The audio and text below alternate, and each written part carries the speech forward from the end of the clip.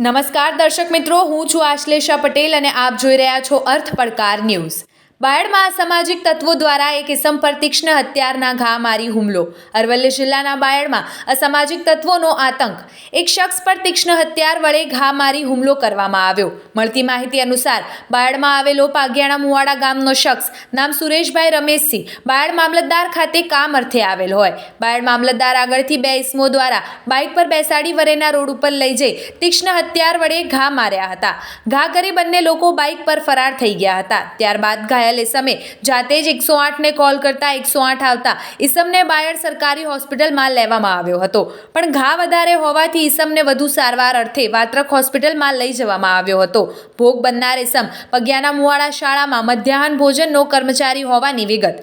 બાયડ પોલીસને ઘટનાની જાણ થતાં આગળની કાર્યવાહી હાથ ધરી હતી। આવા જ નવા સમાચારો માટે જોતા રહો અર્થ પડકાર ન્યૂઝ। રિપોર્ટર રસિક પટેલ, અરવલ્લી।